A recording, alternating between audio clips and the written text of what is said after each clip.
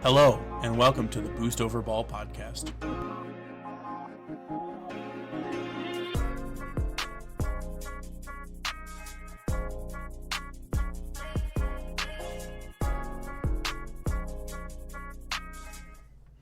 Hello, everyone, and welcome back to the Boost Over Ball podcast.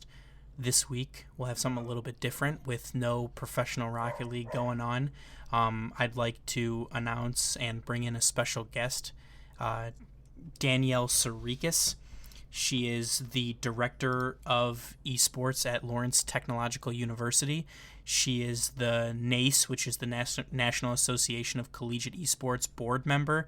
She is the chair of the WAC Esports Conference, and she is currently a finalist for the Game Her Awards Coach of the Year. Will be done a week from today, which this is November 22nd that I'm recording this. So on November 29th on Twitch, those awards will be announced. So without further ado, I will jump right into the interview with Danielle Sirekis. Hello, everybody. I'm Danielle Sirekis, head coach / director of esports at Lawrence Tech. Hey, thank you so much for taking the time to answer a couple questions. Absolutely. It's fun to be on podcasts and do different types of interviews. I think behind the scenes we chatted how I have done a few of these before, and when I first started I was super nervous, and now I'm a little bit less nervous. Once you start to do them, you kind of get experience, so to speak. Yeah, it gets easier and easier to talk to nobody besides your computer screen. Okay. My first question starting out is, how did you get into esports? I know originally you were in healthcare before, so how did you kind of make the switch into that, and did you grow up playing video games? And yeah, that's a loaded question. I guess buckle up, right? So, I guess we'll just choose the shortest story first. With healthcare, I was kind of like at the end of the road of wanting to work in healthcare or continuing to want to work in healthcare. So I was starting to approach like, what is it that I wanted to do? And I was not sure because I have a lot of family members who are like deep into healthcare. So I actually played Destiny 2 with one of my friends, Jason, and his wife worked at Lawrence Tech. She told me about the job, gave me kind of just a little bit of background that, hey, they had been looking for somebody since 2019, and they really had no one that could fill the job. So if I wanted to apply, I could. So I looked at the job, and I didn't even hesitate. I applied, got an interview, really very quick. Got a second interview like 3 days later. Was pretty much hired by the end of my interview. So it was super awesome. And we're actually approaching about 2 years. So it's absolutely crazy. You know, I couldn't be happier. So that's the short of how I got into esports. Found out about the job, I should say, like lucky timing, I suppose. But I have a history of video games. I think my first console was a Super Nintendo. My actual first console playing was a Nintendo, but purchasing was a Super Nintendo, and my all-time favorite game on that was Super Mario RPG Legend of the Seven Stars. And that was like kind of the window into RPGs for me. RPGs, I really have a like soft spot in it. Obviously, I love Skyrim. Who doesn't? I think at this point you're beating a dead horse. Everybody, we need a new game. I'm really waiting for Elder Scrolls 6. But I digress. Fast forward to basically my first PC game that I encountered was Oregon Trail. PCs weren't easy to acquire back then, and it was in my elementary school. So it was the old school, like, black and green. Um, I guess it was just the screen was black and the text was green, is how I remember it. Uh, Effect. And then played in high school Unreal Tournament in the library as I waited for swim meets, because I was on the swim team. So I'd wait. It was actually only home meets. So during those times, we'd just hang out in the library and play a big LAN event of Unreal. It was super awesome. I say that was my first experience into true PC gaming, and probably LAN events, and probably actually what we would call esports now, in a small, like, fashion, I guess. Yeah, for Uh, sure. yeah, it's crazy. I haven't played that game in so long, but it was a fun game. Um, then we move on to high school, played, of course, GTA in college, moved on to kind of like working out in gaming kind of took a back seat, so to speak. So it started to come again in the forefront of, I guess, Pokemon was my favorite, which we are both playing right now. Yes. You're playing Violet or Scarlet? I can't remember. I'm playing through Violet currently. Yeah, me too. But I'd buy both games because I'm a sucker. Um, I don't know why I still buy both games. The internet exists for a reason now. Um, so yeah, I guess I've had a long run with gaming. I've played, like, some not PG version of life, as we used to play Rock Band before we went out to the bar. So that would be our pre-drinking ritual back in my 20s, early 20s. Fair. Yeah, so I still have Rock Band, has a close place in my heart. I'll bring Rock Band to LTU events. Totally different experience now because it's literally just playing for fun, and you can get everybody in when you're like, "Hey, this is karaoke." And then they're totally for it. So, Yeah, for sure. I mean, it's so interesting that like even people like so we set up like we've done like recruiting booths and stuff on campus to try and bring more people to the team, and everybody stops by, right? You put out like Super Smash Bros or Mario Kart or something like that, and it kind of draws a big crowd. yeah, I always make the joke that they're gonna start uninviting us to those because we kind of like monopolize the whole entire crowd to come see us. But um yeah, I think it's awesome that I think gaming in general has a very big reach, and it's not one type of specific person. Um which is kind of like not, I guess, the norm. People think that it's a specific type of person, but we have people from all walks of life, and I think that it's the one thing that our commonality is we all like some sort of game. So I truly love that aspect of it. Yeah, no, I get it, and I also played conventional sports growing up, and you kind of get there's such a low entry cost into like watching and viewing, esports in general, right?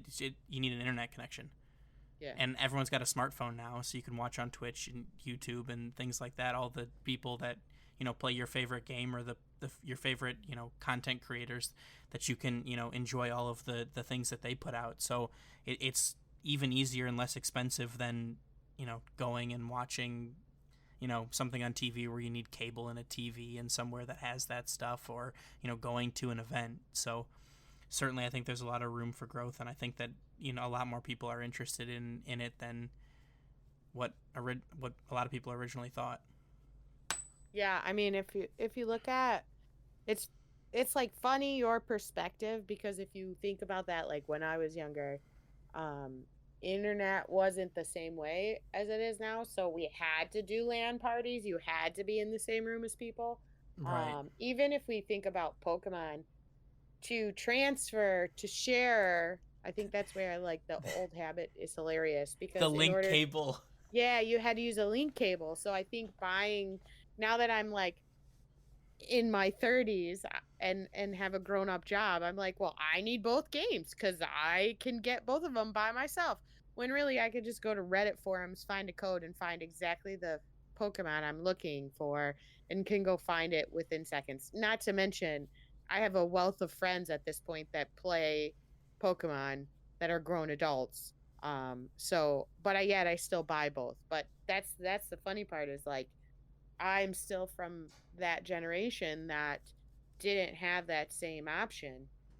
So it's really awesome to see how far it's come if you think of it from that aspect, that I had to use a link cable, and now we're just like, yeah, I can be at home. I could just text you, Kyle, and be like, hey, I need um, you know, your firecrack, whatever the hell that sorry, this is a children's show.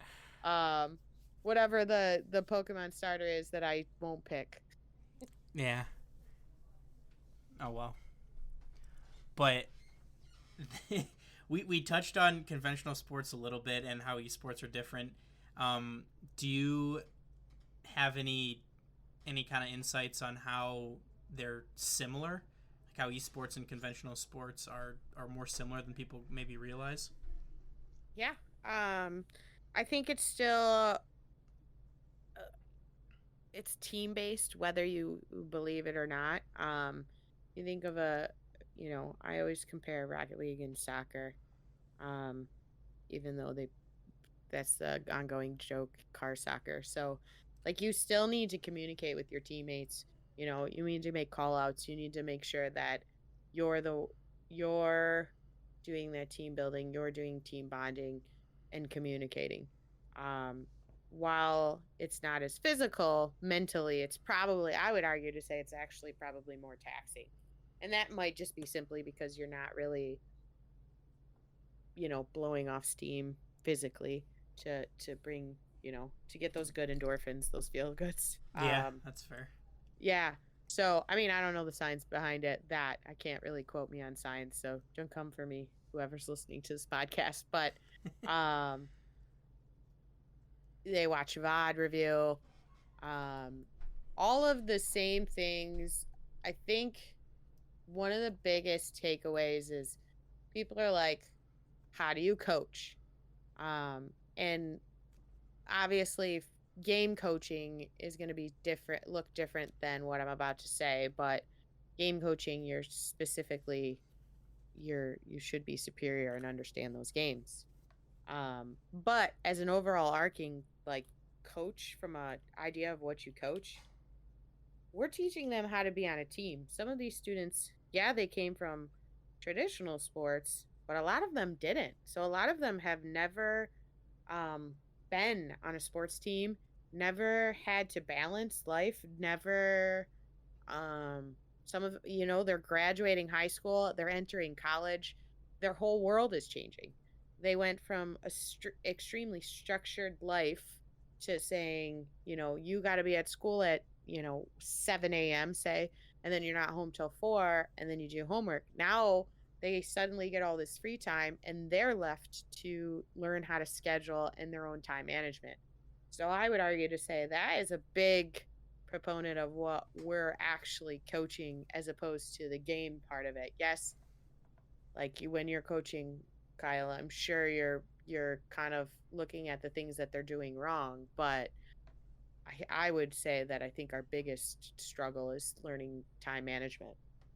Yeah, no, I think that that's a big issue for a lot of people, right? So, I mean, I know that, like, especially during high school, I worked best when I had a bunch of stuff going on, right? So I'm in school 7:30 to 3:30, and then I got hockey or soccer practice after, like at 4 o'clock to 6 o'clock or whatever, and then I come home and you eat, and then it's all of a sudden it's 7:30 and you got homework to do till 10, and then you're going to bed, and like Yeah. that's just it, right? But then you get to college and it's like, okay, well, I went from being in school 40 hours a week to now I'm in class 15 hours a week. So then what do I do with the other 30? Right. So definitely time management is probably a big one, but I mean that there are students on in our program who have, like you said, have never been on a sports team before, so it's a new concept for them to be able to play with the same group of people to try and grow as a team, to try and grow as an individual, and become the best, esports athlete, person, student, and human that they can. So there's a lot of growing and a lot of managing that needs to happen from your coaches, and so it's definitely a little bit different than some other sports. Yeah, I think there's a lot of similarities. I just think that, like, if you look at somebody who's played, let's say I was used football, but let's use basketball. If they're playing at a collegiate level, they probably have played basketball pretty much their whole life. I'm sure you have some random phenoms that walk on that are good and just, randomly. But I I would say that they've probably been playing their whole life.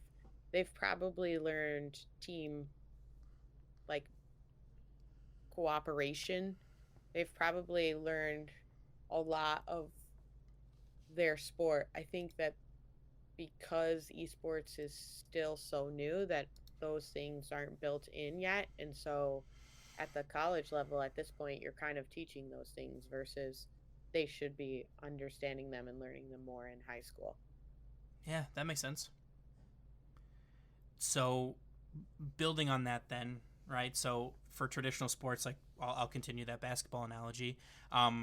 If you're good enough, you'll play either travel basketball or you'll play for your high school, right? And that's how you kind of get your name out there. People start to see you. That's you start to get offers to come and play collegiately. If you wanted to be recruited or to recruit yourself for esports, what would you say is the best way to do that? Yeah. Pretty much we I think we all collectively have been using a few different sites. We have some free ones out there, at least free on the coaches end. NCSA, Be Recruited.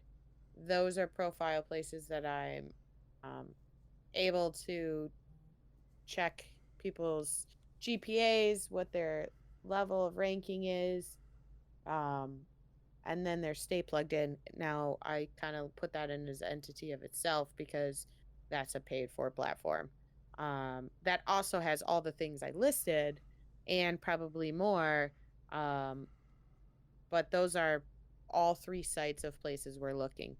I think that esports has a bad habit of using Twitter uh, as a recruiting platform, and while it's good, I don't necessarily think that that's the best way to be um, professional. So you can do that. You can, post VODs of your gameplay, of your strengths, highlights. I also like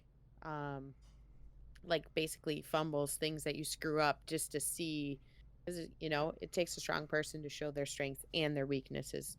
People don't necessarily always do that. They always want to highlight all the good things they're doing.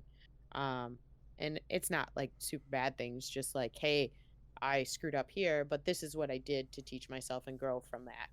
um so there's that. One of the big things I always push is knowing what you want to do academically. um you don't want to come to a school or go to a school, I'm sorry, that just because of esports. You want to make sure that it aligns with your goals and aspirations, um, because that's what you truly want to do academically. I I big proponent of this.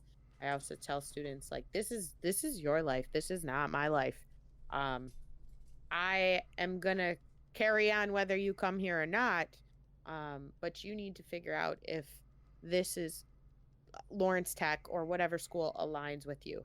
I always tell people, like, if you want to go for it, teaching or political science, then LTU isn't going to be the place for you. However, there are plenty of schools that fit that need, but there are also plenty of schools that will tell you to come to play at their school just because they want somebody that's really um, gifted. And yes, I also want that. And Kyle, you also want that. But the we could we are failing students if we do not tell them, hey, this is the goals, these are what the things you can attain from attending this university. This is what's the end goal here. Like, the chances of going pro, I guess I saw a figure somewhere that you've got a better chance of going pro in the NFL than you do in esports. So what is the overlying plan, and what do you want to do with your life? So it's really important. Right. I mean, they're student athletes at the end of the day, so the student part comes first. And being able to use esports now, like now that we're in a time where that's feasible, like being able to do that, like use esports as a means to help get you the best education that you possibly can, is something that's really awesome. And you should, I mean, if you're good enough, they will find you, right? And you'll get opportunities to go pro if you are good enough and if that's what you truly want to do. But you should really be using your ability to play your game to get yourself the best education you can in case it doesn't work out for you.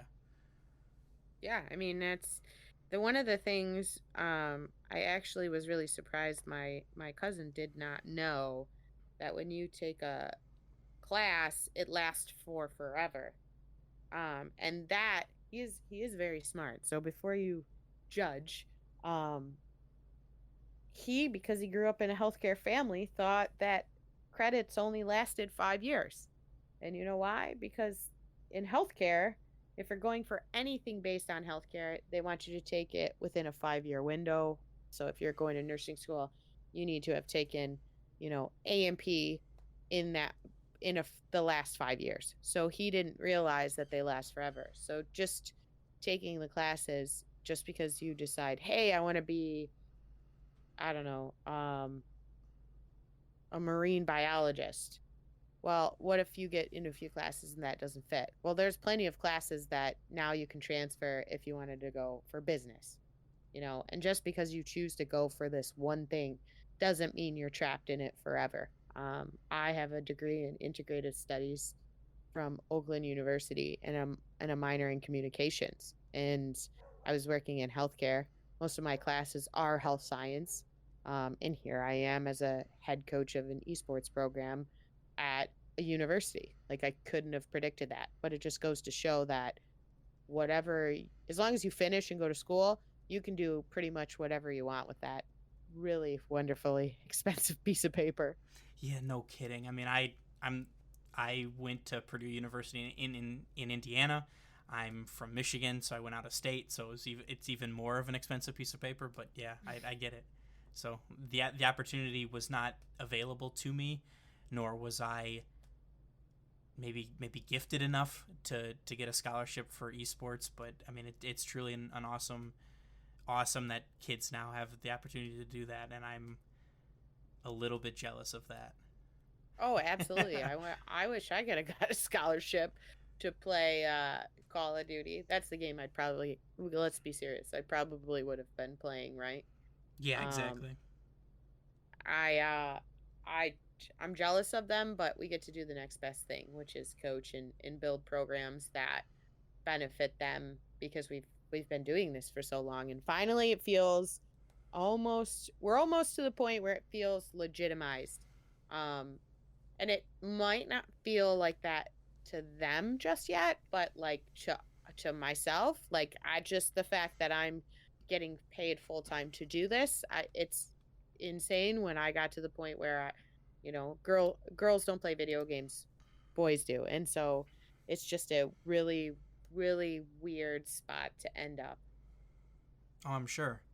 But that's actually a perfect transition into my last question, which is being a female and being a director of esports, being on all of the different committees and being a chair of the conference that you are. Have you found it like roadblocks with that, or has it been less difficult? I think if you asked a lot of the women that I'm around, or that were around or that in esports, some of them have gotten a lot more roadblocks than I think I have. And I don't know if that's because they're the wonderful ladies that are paving the way and have already done this and now are legitimizing women in esports and now I'm able to have a voice, or it's the fact that like I'm extremely extroverted. A lot of people in esports are introverted. I am a people person, so that people tend to listen to me. I don't know why. I'm not always right, but people listen to me.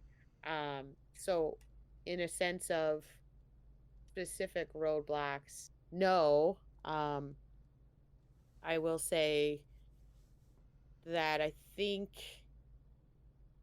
I and Kyle, you know this. I think that I am my own worst enemy in taking on all these things. Yeah, that's you um could say that again. yeah, so, but I mean, I'm pulling it off. So really it's more of roadblocks of self-implemented roadblocks where like how do I have time to and the bandwidth to devote to all these things and properly achieve them. Um so I there's that part. Um I don't think I've really people I give the example of back when I worked at the hospital, um, and there was a huge incident that happened in the waiting room. Um, and some executive come down and so obviously I'm not gonna name names of the hospital, but it was a level one trauma center in Metro Detroit, and it was just basically a huge incident. And one of my former bosses had climbed the corporate ladder, quote unquote, and that person spoke to them and then was like, "Oh, okay, it's solved." Not to them, obviously, and said to me, took me aside and was like, "Okay, Danielle, you got this, right? You can do this." So it was kind of like at that moment that I realized that my place or my voice was much bigger than I realized. Um, and I think it just from that point on, I carried over to pretty much all the things that I'm doing that I don't know why people, I have the gift of gab. I just continue to, people listen to me or, Pied Piper, so to speak. Yeah, no, it makes sense. Yeah. And I have a wonderful group of ladies that are like mentor and leaders and kind of like sounding boards that I get to speak to quite frequently. So even when I'm feeling those weak moments, I kind of just chat with them. I think more of mine are starting to come as we grow super successful, and it feels like you get pushback as you get more and more successful. And that seems backwards, but that's what it's kind of feeling like more so now versus before. The last thing I kind of got for you is I'll roll out the red carpet. Feel free to tell everyone what you got going on. If there's anything you'd like to plug, if there's any social medias you'd like to give out, I'm gonna put them in the episode description. So feel free to let everybody know what's happening with you. Yeah. So I am nominated for the Game Hers Award. I'm a finalist. It's actually going to be next Tuesday, the 29th. That's when it's going to air. So hopefully, we'll find out what happens there. Just to be nominated is really awesome. I've only been here for 2 years in this space, coming from healthcare. It's rather astonishing how quickly this is all occurring. I am part of Esports and Coffee, which is a group of 5 women who got together and were like, hey, let's start this Twitch show. Let's talk about marginalized voices and people of underrepresentative spaces within esports and in the community. So that's pretty awesome. And you can follow that in the link. And trying to think, I'm probably missing something. Can you think of anything, Kyle, that I'm forgetting? I mean, never a bad time to further plug LTU social medias. So, Oh yeah. I suppose that should be it. Hey, the well, place I work, if you want to be recruited, come to. head to Lawrence Tech Esports, and then you can click on Be Recruited. Yeah, we're always looking for people. I think that we forgot to say that we compete across 10 titles, 50 students on the roster. This is our second year. We're having a phenomenal year. Yeah, we ended up third within this past weekend at our LAN event, which is really awesome. Take time, anyone who's listening. That's another thing you need to do for colleges, like before you go, is if you have a chance to experience a LAN event, get those first time jitters out of the way. I think that was one of our strengths this year. I got feedback from a couple of our Rocket League players as they were like, yeah, it was my first LAN. I got to going to the first one in September versus coming here this weekend. I'm glad we were able to go in September. And I was like, that was the goal. I'm glad that you were able to experience that. So, there's that. But obviously, on the board of directors for NACE. So we got some exciting things probably coming in the future for NACE. Yeah, great association. Awesome. You should join. Reach out to AJ. Well, thank you so much for taking the time to answer a few questions. I know that a lot of people are probably interested in hearing more about collegiate esports, and especially hearing about what you have to say. So hopefully the Game Her Awards go well next Tuesday, and thank you again, and I will talk to you later. Yeah, thank you. Thank you for tuning in to this week's episode of the Boost Over Ball podcast. I hope you enjoyed the interview, and we will be back at you again next Wednesday, hopefully with another interview talking about recruitment in collegiate esports.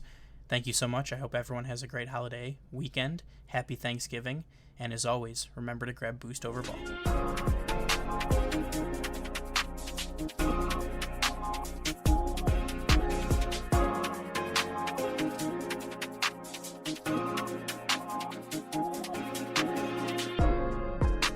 Thank you for listening to the Boost Over Ball podcast.